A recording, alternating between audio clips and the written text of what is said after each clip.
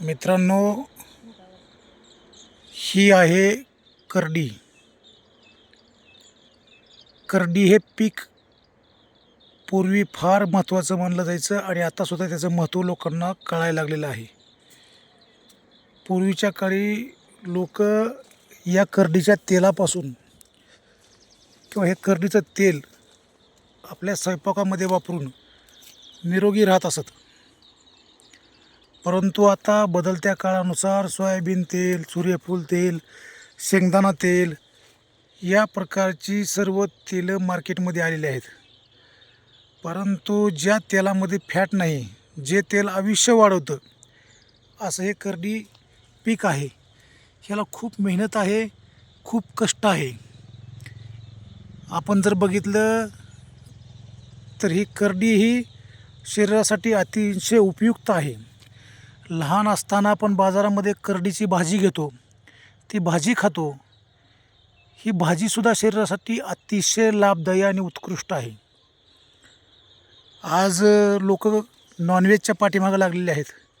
त्याच्यामुळं शरीरामध्ये फॅटचं प्रमाण वाढलेलं आहे, कोलेस्ट्रॉलचं प्रमाण वाढलेलं आहे. परंतु ही भाजी जी आहे ही अतिशय आयुर्वेदिक औषध म्हणलं तरी काही हरकत नाही. आयुर्वेदिक औषधच आहे, कारण याचे जे गुणधर्म आहेत, तुमच्या शरीरामध्ये याच्या तेलानं कसल्याही प्रकारची चरबी वाढत नाही, फॅट वाढत नाही. हे हृदयासाठी अतिशय उपयुक्त आहे. पूर्वीच्या काळी लोक प्रत्येकाच्या घरात करडीचं तेल असायचं. प्रत्येकाच्या स्वयंपाकामध्ये करडीचं तेल वापरायचे.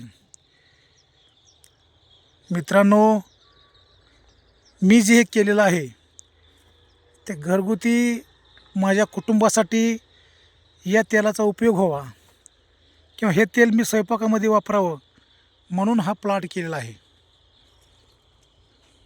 पहा तुम्ही किती प्लांट चांगला आलेला आहे. ही करडी नसून एक जीवन देणारं आयुर्वेदिक औषध आहे.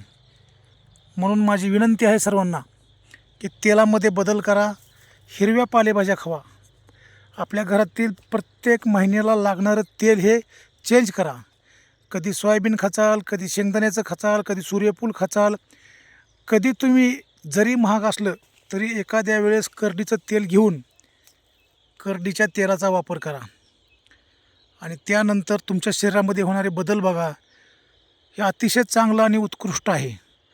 माझी तुम्हाला विनंती आहे की तुम्ही अतिशय स्वतःच्या जीवनासाठी लागणारे, स्वतःचं आयुष्य वाढविण्यासाठी या करडीच्या तेलाचा वापर करावा. हे बघा, काट्याच्या मधोमध हे बघा, ह्याला काटे कसे आहेत.